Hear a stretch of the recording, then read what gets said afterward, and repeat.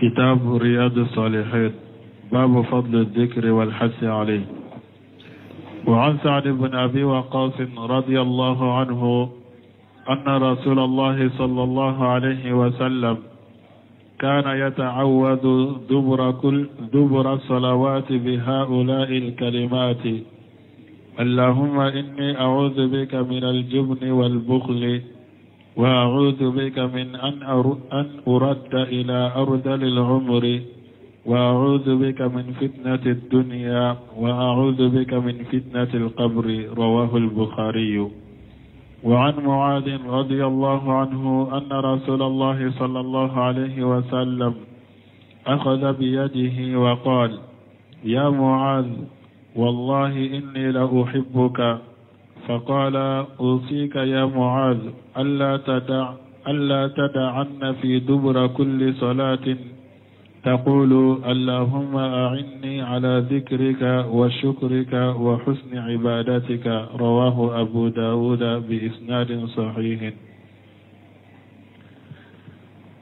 بسم الله الرحمن الرحيم، والصلاة والسلام على نبينا محمد وعلى آله وأصحابه وسلم تسليما كثيرا.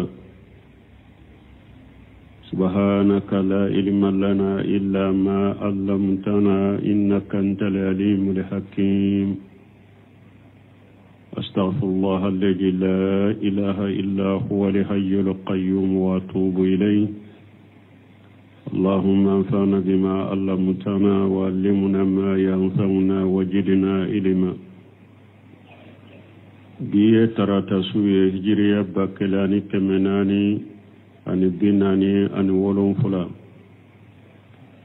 سهر الجمادى الأولى من هجرة سنكالو دورنا بسوين يوم غنائي ميلادي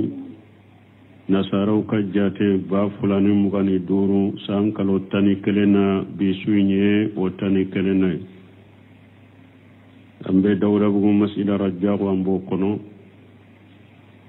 darasube al-Hafidh an-Nawawi aka kitabu kono Riyadus Salihin bonda minna ko ala kusuma fasamantia ani kallasu kata ala kusuma ma bi hadisa fula min kalananka wa Nishad ibn Abi Waqas radiyallahu anhu anna Rasulullah sallallahu alaihi wasallam kadisa min Nishad ibn Abi Waqas malaka je kabwama ko alaka chida laka tanuna kisibaka kana yata'awwaju dubura salawati bi hawla kalimati ko ciiden tumbe tanganyini alafe akafar da sallu laba tahiyya laba sanaka salamu bila no seminu bena Sheikhul Islam Ibn Taymiyyah ya qaida do fo abeno qaida fo sarahu kono ni duburun la nyini yere tahiyya laba sanaka bo sallila abe tanganyini ni kelemawiye: Allahumma inni a'udhu bika min al-jubni wal bughli. Ala nebe tanganyini fekin tanga kabo jitoyama ani baqiluya. Wa a'udhu bika min arudda ila arzalil umur. Mbi tanganyini fanay kani sage kata si dugumatama si jan dugumata chogoya fula bola mana hakili nyagambi si laba hakili nyagambi adobe se kake arizalil umuri abena fo sarahula adobe se kake asidan ki soro hakili ka nyagambi adobe se kake koroya ki ka hakili nyagambi shidenya ala delalaka aleki soma. Wa a'udhu bika min fitnati dunya. Mbi tanganyini fana ikinkise kabo jianya na moya fitina ma jian fitina. Wa a'udhu bika min fitnati al-qabr. Mbi tanganyini ikinkise kaburu ka fitina ma anaka Allah jarabi. أرواه البخاري بواري حديث يمبو وأن معاذ رضي الله عنه كارسمنا معاذ ملك جيكابوما أن رسول الله صلى الله عليه وسلم أخذ بيده وشيدن معاذ من أنا بلوي وقال يا معاذ والله إني لا أحبك أقوم معاذ والله كلني على النبي فيه فقال تشيدنكو معاذ وشيك يا معاذ أقوم معاذ بوشيا كنكيه لا تدعن في دبر كل صلاة أن تقول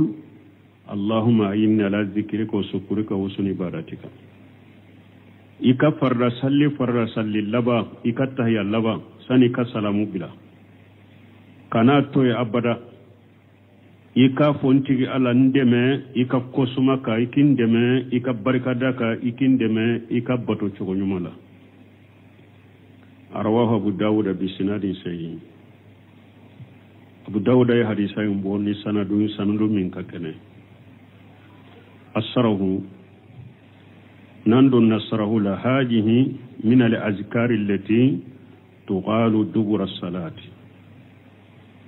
نوني حديثوية نوني جكرو منون بفو صلي لبا الحديث الأول عن سعد بن أبي وقاص رضي الله عنه حديث فولو حديث من كبو سعد بن أبي وقاص ملك جيكابواما أن النبي صلى الله عليه وسلم كان يتأوذ بهذه كلمات دبر كل صلاة وكيرين تنبت تنغنين على في نين كماوية صلي لبا اللهم إني أعوذ بك من البغل وأعوذ بك من الجبن وأعوذ بك من أرد إلى أرذل الأمور وأعوذ بك من فتنة الدنيا وأعوذ بك من فتنة القبر وكذلك حديث معاذ بن جبل رضي الله عنه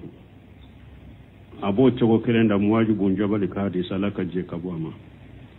أن النبي صلى الله عليه وسلم كان يقول دبر كل صلاة كوتشيدين تنبا فو فرد اللبا سنك السلام بلا اللهم إني على ذكرك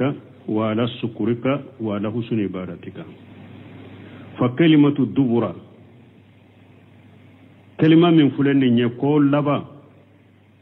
القائدة فيها قائدة نشيباسما من بولا أنه إذا كان المذكور أذكارا فإنه يكون بعد السلام أين قائدة فامولي ni duburu sala kafur ni koyin fo dubura sala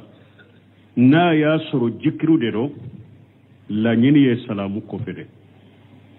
la nyini salamu kofede wa iza kana al majkur du'a na ya soro min fora ni du'a de do na ko nin du'a fo dubura sala fa innahu yakunu qabla salam wo du'a be fo salamu nyefede sani ka salamu bila wa bara tasahud ani tahiyya kofe huwa duburu salam ode salli laba wa kama qala shaykh al-islam ibn taymiyyah rahimahullah komi shaykh al-islam ibn taymiyyah ya fo chomi alaka anema duburu shay mina shay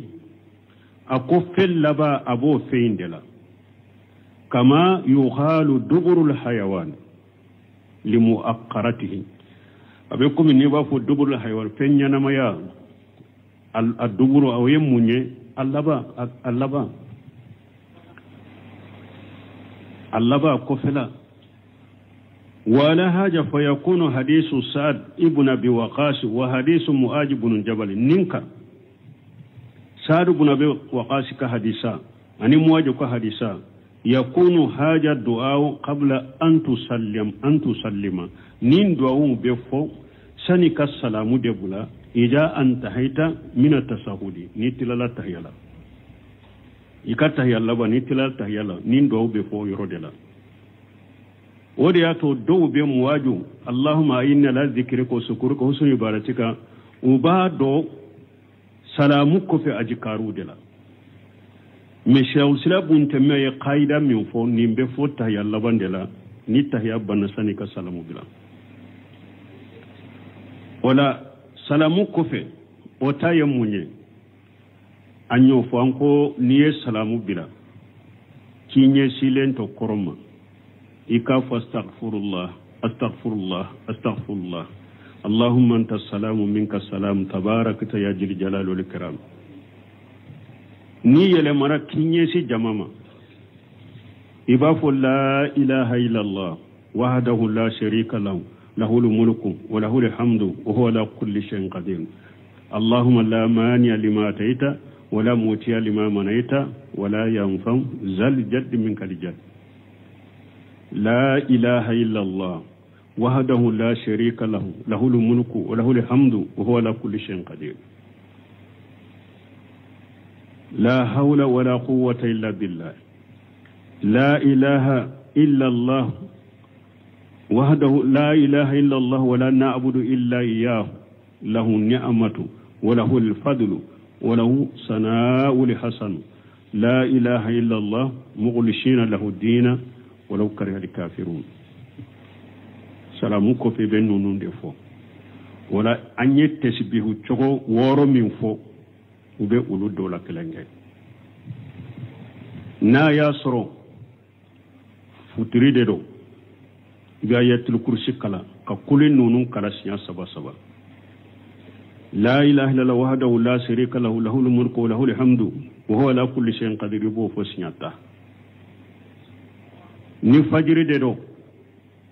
ni ayatul kursi ke ibe qulin nunun sabakala la ilaha illallah wahdahu la sharika lahu lahul mulku wa lahul hamdu wa ala kulli shay'in qadir ba fo sinyata ayi obe azikaru ifulade do chaman bo de azikaru masa sabah al masaid ko yuhu mituta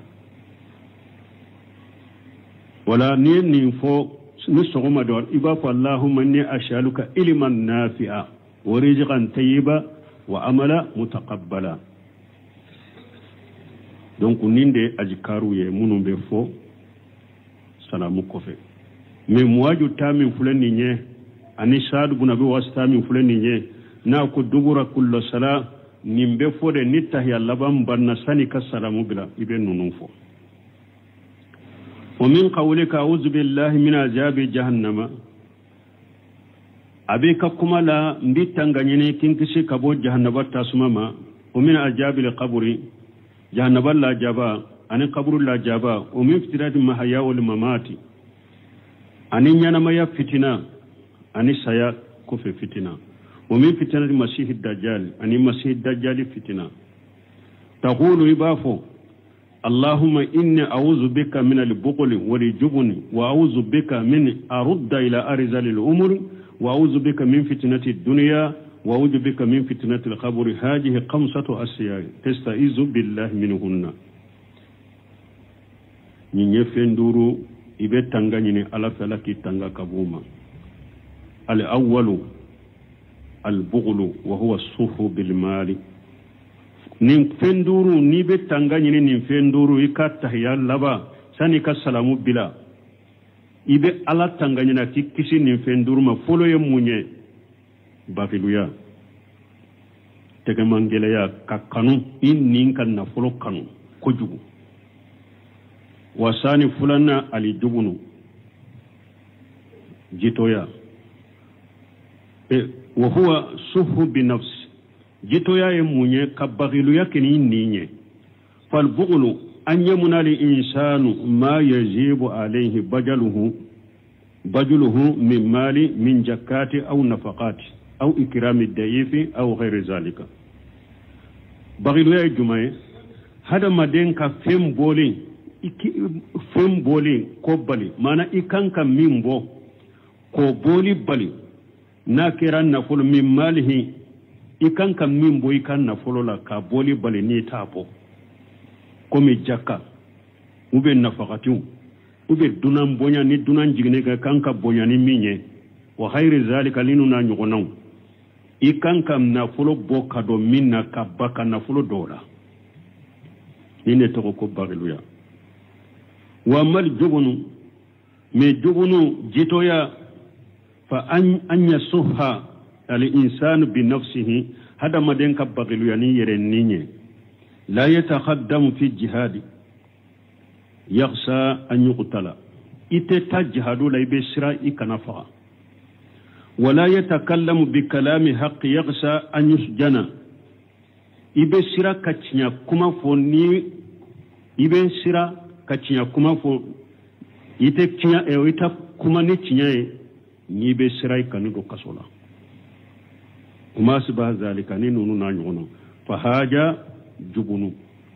ninde togo ko ewa siranya me kaso do me fulene anya fo chogomi salafu ka kuma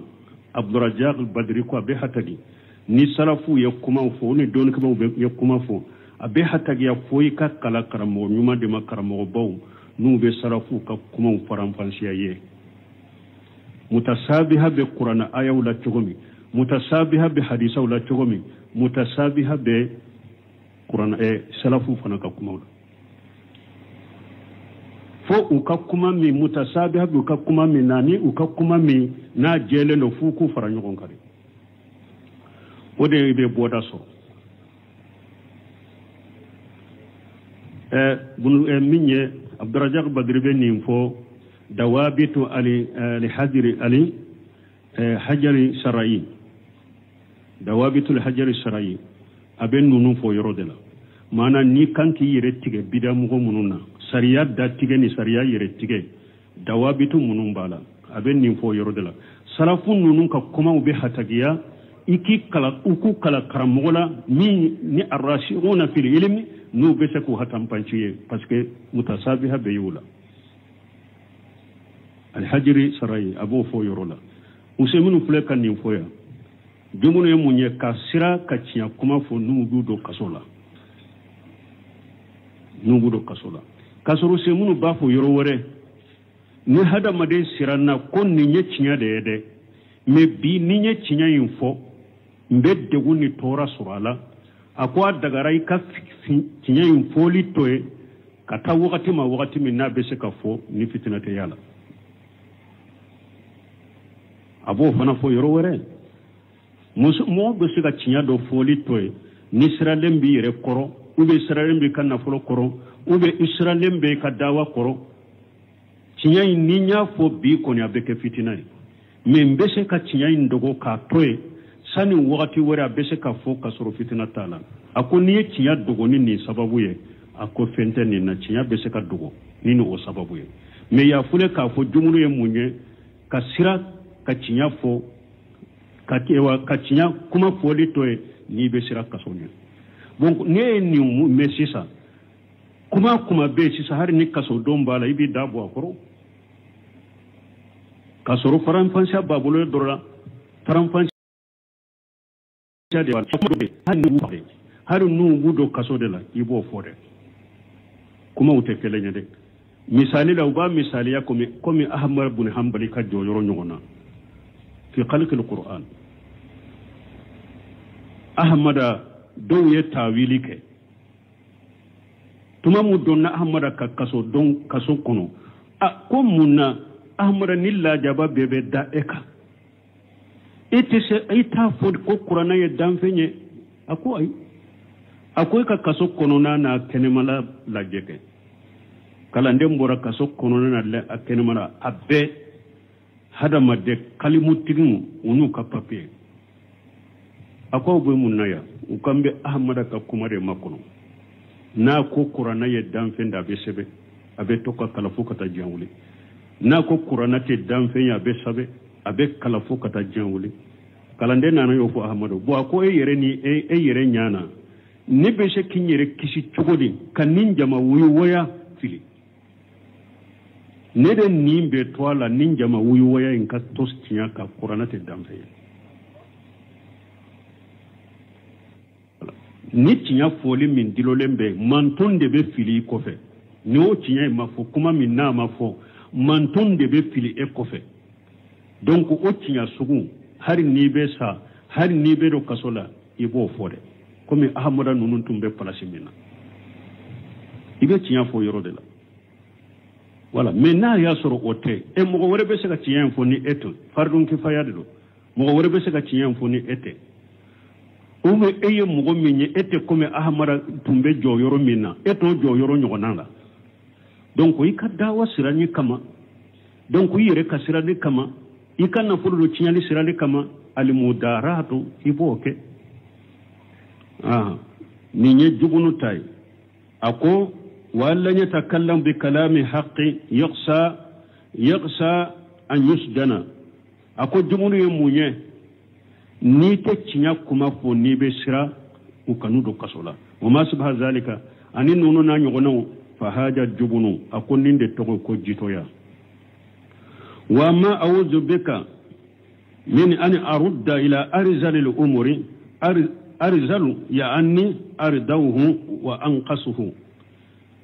mbitanganyini mbe ala mbitanganyini ikani sagi kata shi dugumatama ani shi nagasili mbitanganyini ikikisi umma wazalika la wajihaini arzali umurun la halafu la dola kele alwajhu al-awwalu la halafulu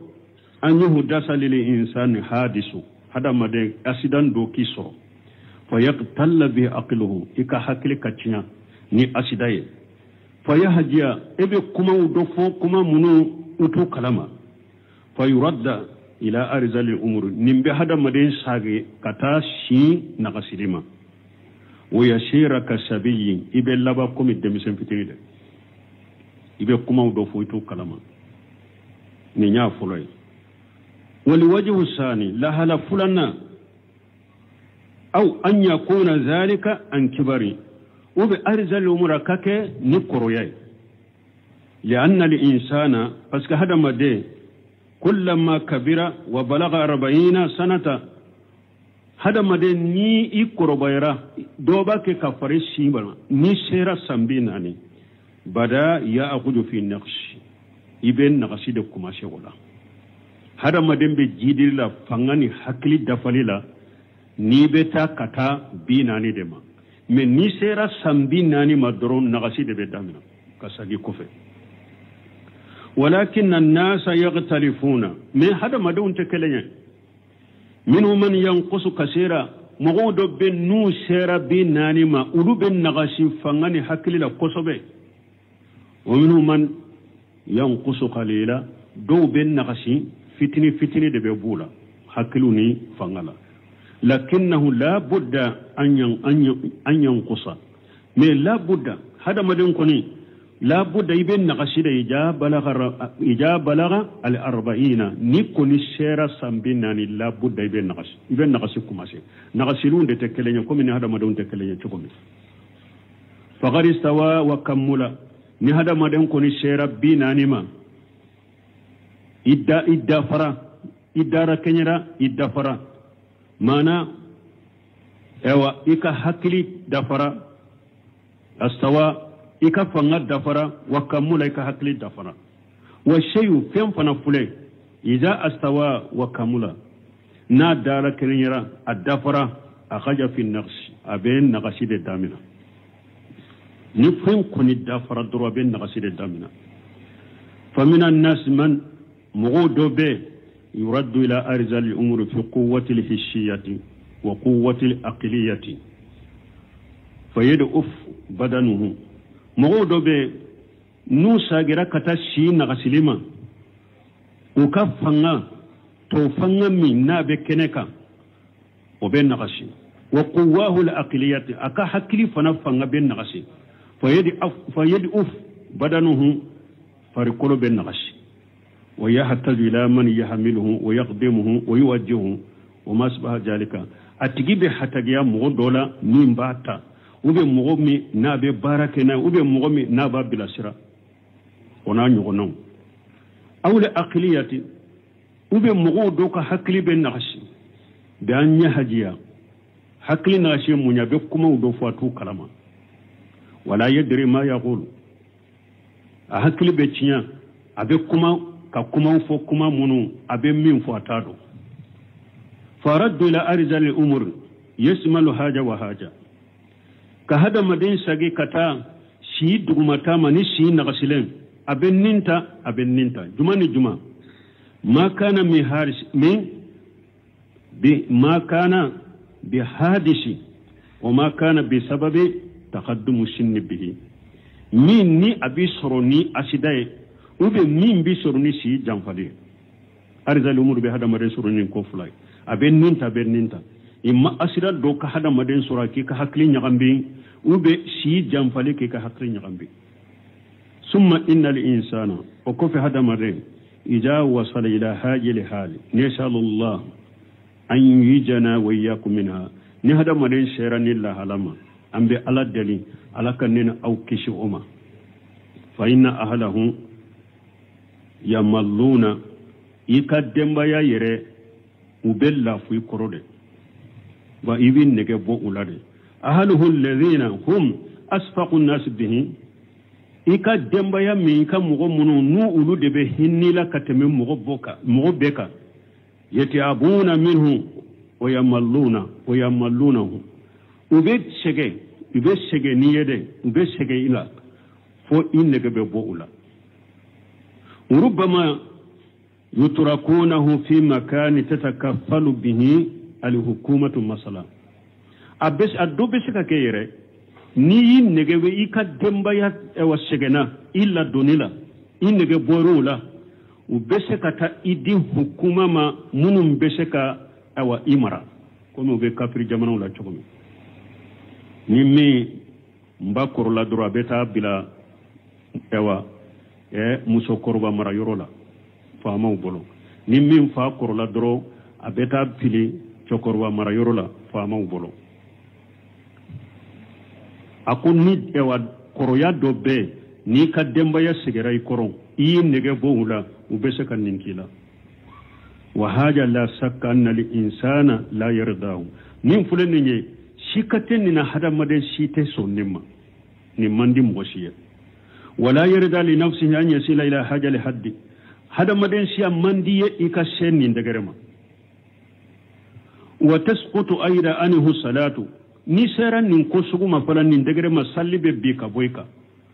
ويسقط عنه الصوم صم ببيكا بويكا وتسقط عنه الواجبات واجب سلاميا واجب كو ببيكا بويكا لأنه وصل إلى حد فسك إسيرا دعرما سيسا يرتفع عنه التكليف من التكليف الإسلامية كبارة وكلبة بكبوي كاسيسا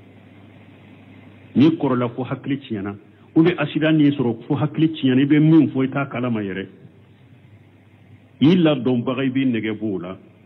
أوا إبك مغير سالي بي كبوي كسوم بي كبوي كا واجبو بي كبوي كا بس كيسيرا دغري ما التكليف تيكا وقوله أعوذ بك من فتنة الدنيا ناكم ألم بيتان غنيني كنكشي جنيا فتنما وما أعجم فتنة الدنيا فوي مامبو جنيا كفتنة وما أكثر المفتنين في الدنيا فمن شمو فتنة لهم جنيا كونو بي فمن شانوه لا سيما في أسرنا هاجا كوكما من أنك وقت من فلانين جنيا مغمي جنيا مغمي فتنة أنك وقت نسيسا فمن شانوه وكذا وأسرنا هذا هو أسر الفتنة أنك وقت من فلانين فتنة وقت لدو كما قال النبي صلى الله عليه وسلم كم النبي ما يفوتكم على كتمنا كسبك والله ما لفخر أخصى لكم كيدن كنت سيرا أوني فانتانيا يدي ko fantanya de be ne kam mantun soro fantanya beke sababa beke tiya likelay masirani fantanya parce que ne hada maden kera fantaye ewa ko do be ko lay te se ko luke nte sira ani fantanya wa inna ma aghsa an tuftaha lakum ad-dunya mbesira mantum besira ni minye jiya kana dayela wiye fatanafasuha kama tanafasa man qablakum nabe nyugonda jiyan nema surlila ani kan nema ni jiyan nabe nyugonda ala kome mugo munun demena awnye uyen nyugonda ni jiyan nema nyinini ani nema li ni jiyan nema uyen nyugonda ala chogomi fatuhrikakum kama ahlakatahum ni jiyan be aw fana halaki kuma yewlu halaki chogomi haja huwa alwaqu في وقت الحاضر بنو سمين كون نيند فلكك أم بين وقت منا نيند بيسيسا فتحت علينا الدنيا من كل جانب جيا دايل رانيه جيا أدايل لانه نفهم بي جيا دايل رانيه نفهم بي من كل شيء جيا دايل لانيه فنا نفهم بي من كل وجه جيا دايل لانيه فنا نلا حلب بي مناجل كقصور الملوك ibe mogo doye so dola komi masakeu kay tashu wa marakimu ka marakibul muluk ibe mogo ye shawbe yernan kan fiunde ka komi masakeu kay yernan kan fiun wa malabisu wa mata'im wa masarib ani finu ani don fiun ani mi fiun futihat jiya daire la fasarat an-nasu alana laysa lahum hammu illa al-butun wal furuz hada madon labanna sisa hammi situla nu kono nu nyefelaute futinu bi dunya mo fitana na dunya fitana ni dunya ye masha Allah li afiyata ambe ala dalil afiyala fitnatu dunya ajimatu jinaka fitna akabo yajibu ala al-insani an yatanabbiha laha hada made ikanka kunu iki janto yerela ika kunu ni jiya fitna min fulani nya kaka ika kunu iki hakili to yerela wali haja qala Allah azza wa jalla ninde koso alako masami kaba korta leno inna wa'da Allahi haqqu aqwala kallahu du yechiya da yede fala tahurannakum li hayatu dunya jiya kanyana ma yadda mu kana umarasa ولا يغرنكم بالله القرور مرسل كلين كانوا مرسا قبل على من الشيطان ولا من يجيا فتنه كيدن كوي كسالي كونو نيته يلبا سني كسلامو بلا نين دو كده على كيكسي جيا فتنه ما امبي جيا فتنه كونو بيده بل مو نيا الله جيدن كحديث دوبه اكو فتنان بادروا بالآمال فتنا كقطع الليل مجرم يشبه رجل مؤمنا ويمشي كافرا ويمشي مؤمنا ويشبه كافرا يبيع دينه بأرض من الدنيا كيدن كو ايتل يا كبارا نيماكه كاكي مؤمني كاكي توحيد تيغي كاكي الله بتولاي كاكي بارا نيماكه fitinaw bena sani fitinaw kono fitinaw bena fana o fitinaw dibilendo komi su dibikuru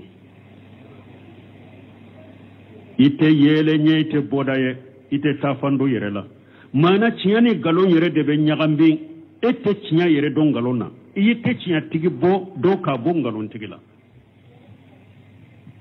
fitina nu bena u dibilendo komi si dibikuru ite yele nyete boda do ulula no fitina unana hada maden do be sogoma ni mu'mini do ni wala felat be she wala felat be ke kafiri mogo do wala felala mu'mini do nuddugu jera doro sogoma be ke kafiri mumbo sababu na baka dina fere jiyama jiya kan nafa abaka dina ferama Sheikh Abdulaziz ala Sheikh rahimahullah نور على الضرب يري اي مقتا دوكننا اكو دوني كبا كو نيلا ني مونيا سوما يباسرو مي نابي اكبالي ما دو اباك السلامي كا جولي بوني حرام كان نفلو تيالي حرام يبو مين كلاما ولافه نين نفلو يرالا يباسرو ابا بالما سوما يمين كا وجولي بوني حرام كان نفلو منالي حرام wula fila iba ya bo joli boni la daga kana fulu minali la daga drogu ayere bado drogu be hada maden ka hada madenya cinya aba ka dina cinya me niyen na fulu ira la drogu ka drogu dama kwa kana fera ka jamana deuna bena feruma abe na fulu mina ya bi udinahu bi radi min ad-dunya dolo bo chogola mbal maharan ka jamanan ko nan ko rejo soso la dinan ni chayara sunnan nani baga chayara malikaw ben nani ala ben nani dina be sabte ciden ka sebo be sabte utugu baga usegumte mundo abeyeni na fulode sogoma ni min be silamiya kadir kuna bake ka kuma nyuma fo wala fe ni groupe doye na fulo do iralela uba ye jama doye ni farla ni groupe la nin do nan nin tona be joyoro soro be togo soro be na fulo soro iba soro sogoma tumbe fe ngo fe haramu ni groupe boronu ba la daga ba be la daga no fe iba soro be kuma udo fo munum ba kafiriya be ke wala udo ke mun ba kafiriya wala fe ne islama nyuma do sogoma nin na fulo iralala ube tondo nana ka nege ka fara yere ka yere baro nin do nan nin ton na fulo be soro joyoro be soro place be soro wala fe ale tumbe fe mo fe haramuya iba soro sogoma nin to in kama nin na fulo kama nin joyoro in kama to in kama place in kama atumbe fe mo fe haramuya be abela daga ya bimu dinahu bi ardi min ad-dunya bali mambo la de wodi ato ciden ko ka Allah tanganyina kikisi jinya fitnama e karamo tumbe karamo do tumbe bi jamana en kono u fule kabila kaburu batola unye kata kantigeli ke kaburu lanko ya damina sunna de la ka sunna tanu ka sunna mo tanu ka hari sunna mo kam hijabu tigu tanu mais si sa ulu de be ka sunna tile wajulu yere tu bolo ni sunna la gosini wa bi Allah gosirite yebi dinahu bi ardi min ad-dunya hari sai nyusoro mo chama be tinya do ya do muhabiyan nani mimbe jamana en kono ya salafiyan nani mimbe jamana en kono mo chama be ni wahabiyan nani kan ni salafiyan nani kan ni sunnan nani ayire dusukun kono ikele na kele ni ya nyirin ka ba fata de tinya me munya bilala wahabiyan nani la munya bila sunnan nani la munya bila salafiyan nani la ya bi udinahu bi ardi min ad-dunya ayaka dina de fere ciyama don marasiya munun bu dambe kata sunnama utara jo munun sara marasila ko sedi sudo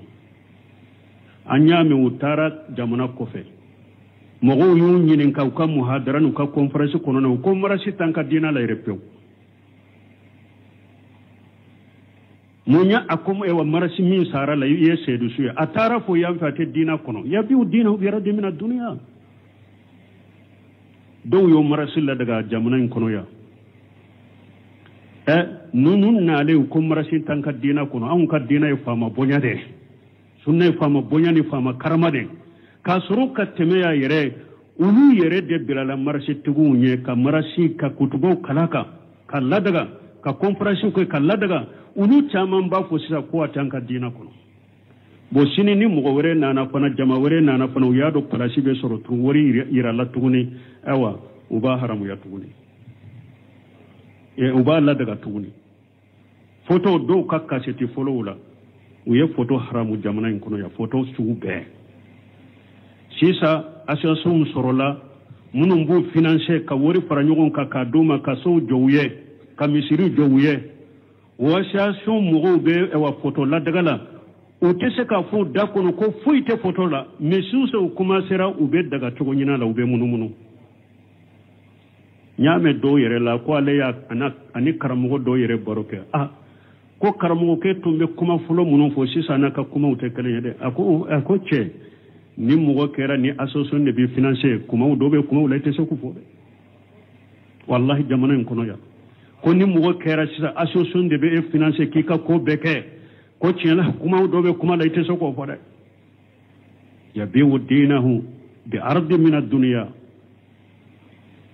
ode be jamana en kono yabbe ambe ala delala kan sabati de nya fitina manyi de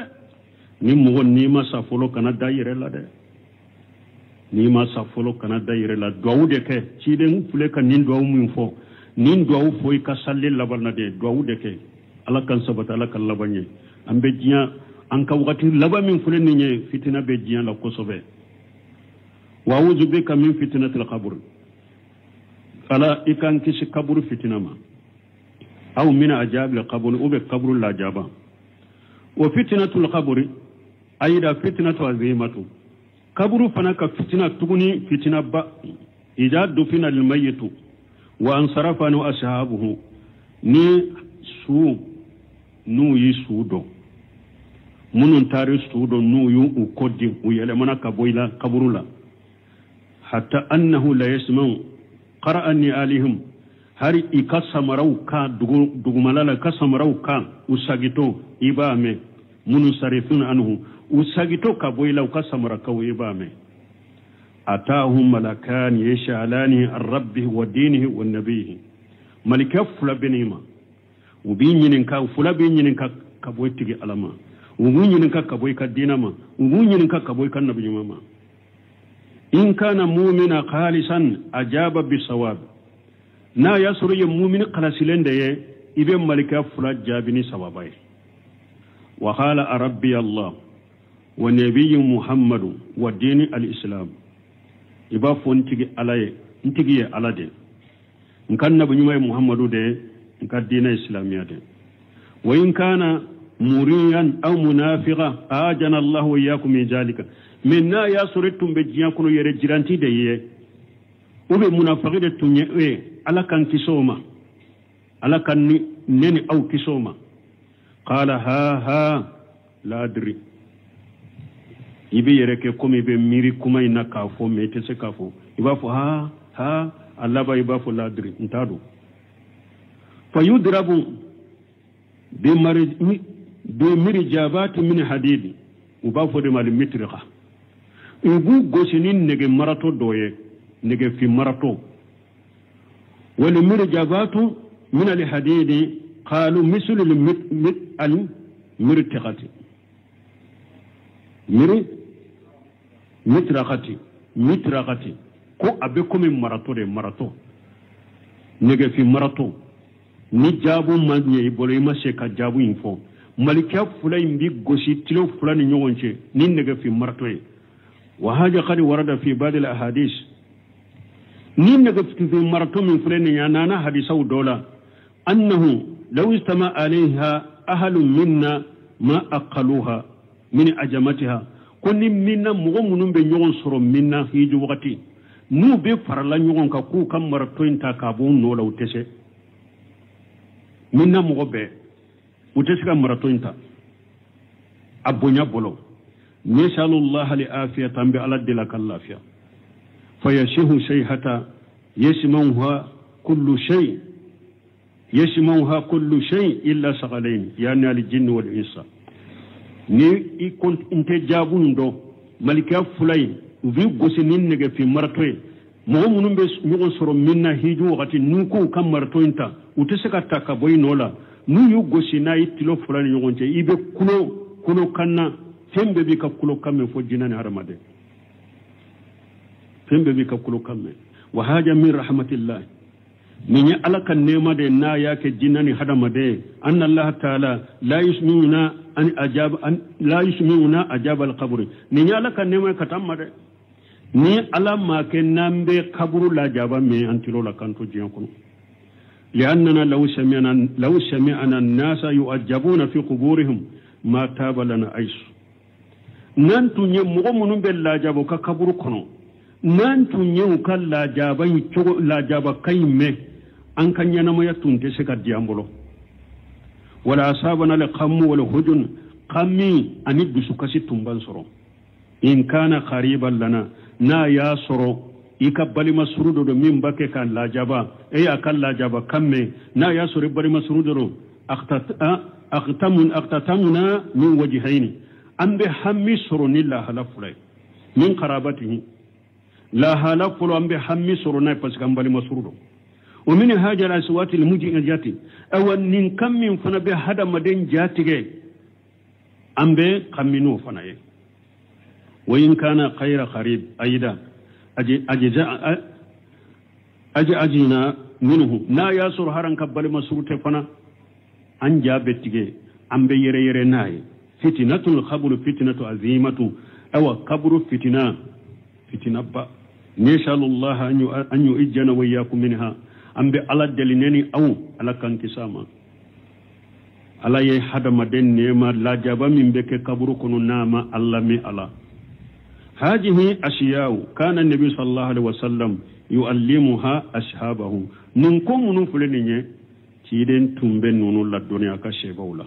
khamsatu ashiya tenduru allahumma inni a'udhu bika min al-bughli folo alam bitanganyini kinkisi bagilu yama wa a'udhu bika min al-jubni bitanganyini kinkisi jito yama wa a'udhu bika min arudda ila arzali al-umuri bitanganyini ikani sage kata shi ewa shi na gasilema wa a'udhu bika min fitnati dunya bitanganyini ikinkisi jiya fitnama wa a'udhu bika min azabil qabri aw min fitnati al-qabri bitanganyini kinkisi kabun la jaba mo be kaburu fitina amma hadisu muaz radiyallahu anhu min ya muaju ka hadisa laka je kabama fa inna an-nabiy sallallahu alaihi wasallam qala lahu nabiyuma akum muajuma alaka tanu aksibe cidenka inni la uhibbuka akum muaju nabi fe wa qasama ciden kalina qala wallahi inni la uhibbuka akum muaju wallahi nabi fe وهذه مرتبة عجيمة لمعاذ بن جبل رضي الله عنه من مرتبة باي من تتر باي مواجمة لك جيك باما أن النبينا صلى الله عليه وسلم أقسم كفو أنك النبي نما أكللا أنه يحبه أنك النبي نما أكللا قال بمواجفه والمحب لا يدخر لحبيبه إلا ما هو خير له أو كانوا بغفنا ite foyi lasago iddu sukun kono ikap kanu bagay ni herate wa inna ma qala haja lahu li ajli an yakuna musta'idda lima yulqin ilayhi cidenyen nin fo muwaju mun pour muwaju ka labbe ciden be kuma min bila katama akal labbe ni o kuma minaniye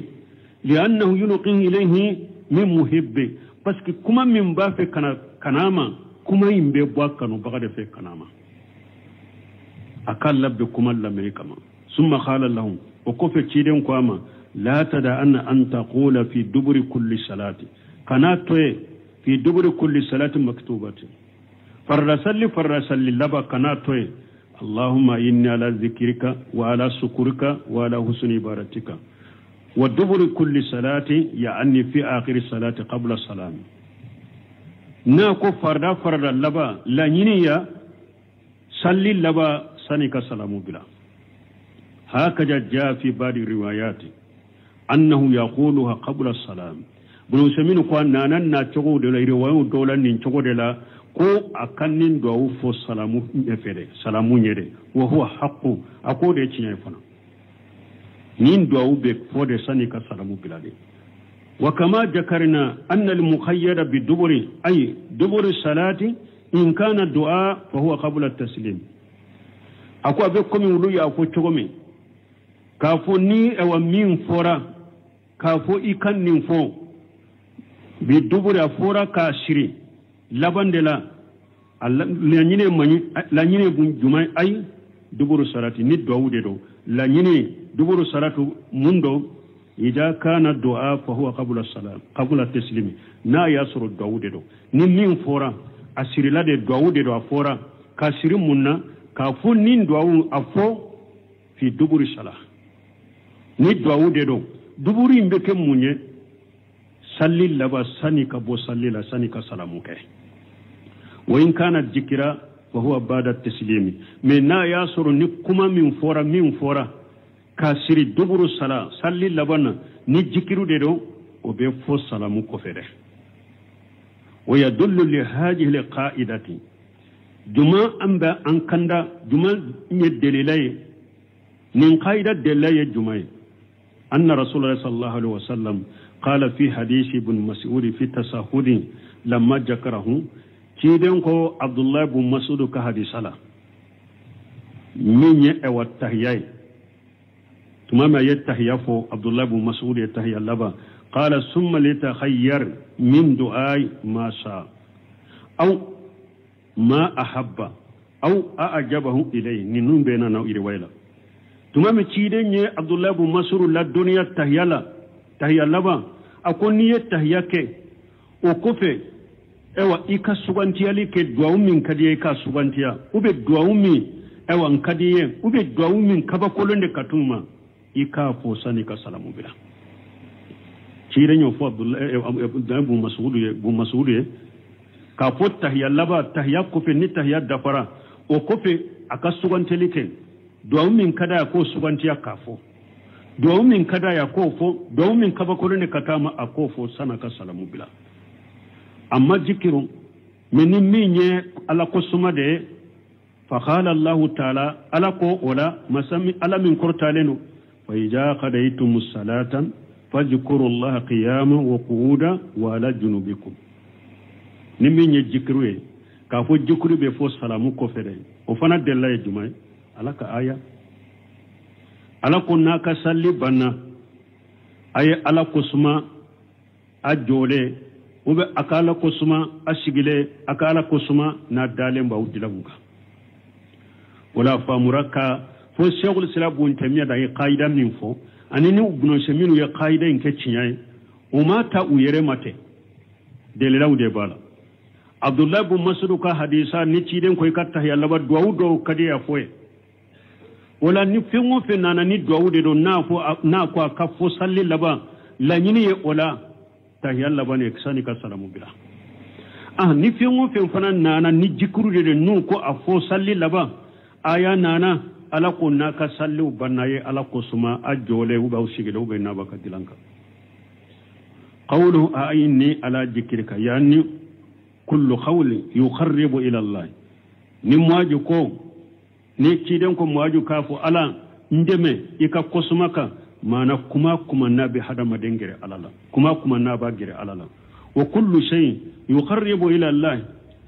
ani fingo femba gere alala wa kullu tafkiri yukharribu ila Allah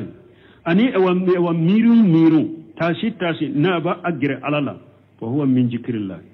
o beye ala kosumade mana kuma bi gere alala ko bi gere alala miru ni tashi bi gere alala o bere toye fa huwa min zikrillah o be ala kosumade wa sukurka ika barkada ay sukurin ni'am wa indi fa'in ni'am barkada beke ko fulade ni ala ye nema minkiye ka ala barkada ye nema minkiye ube ni ala ye balawni jangata minyone ka boyka kala barkata uka fa kam min ni'amati alaina ala kan nema joli banka wa kam ni'amati inda fa'ati anka inda fa'ati anna ala ka janga kata joli do ni anyunina ka bonka fa nashkurullah ala zalika ambe ala tanuka ambe ala barkadoka wa nasallallahu an yu'inana alayhi ambe ala delala kan deme oka wa ala husni ibadatika ni kabbato chugunyuma wa husnul ibadati yakunu bi amrayn bato chogo nyuma fana bekeni chogo ya fulade ku fen fula bato chogo nyuma bekeni fen fulade bi ikhlasi lillahi azza wa jalla kiddu sukun kalashi alay ala min kabba kortalendo kullama qawiya al ikhlasu kana ahsana waqti ni hada maden kaddu sukun kalashi na giriyara ode kanyi ewa chogo ya fula bato chogo ya fula nay dumay la halafu lana jumay bato nyuman wa bil mutaba'ati li rasulillah sallallahu alaihi wasallam ani katugu cidengo alaka cide katuga ko alaka tamna ksibaka nu muwaju ko an cidengo muwaju ma ka ala deli alaka deme aka barka dala ani ewa aka jikiruna barka da ni bato chugo nyuma ye munye abe ko mi bake ka ala deli ala ndeme nkindu sukun kala se alai ikindeme nka baton la nka kei ka ciden tugu bagay bato chugo nyuma ye nin ko fulade iddu sunga kala si alay ikatugu ciden ko sallallahu alaihi wasallam ni duskuma kala si alay dro iriyawu ni shirku de woye ni matugu ciden ko ikabato matugu ciden ko dro bidia biboro o kera bidia sarate nin fulasila wallahu almuwaffiq وقت سيرا يا إن شاء الله سبحانك اللهم ربنا وبحمدك أشهد أن لا إله إلا أنت أستغفرك وأتوب إليك. أعوذ بالله من الشيطان الرجيم بسم الله الرحمن الرحيم. كتاب رياض الصالحين باب فضل الذكر والحث عليه. وعن سعد بن أبي وقاص رضي الله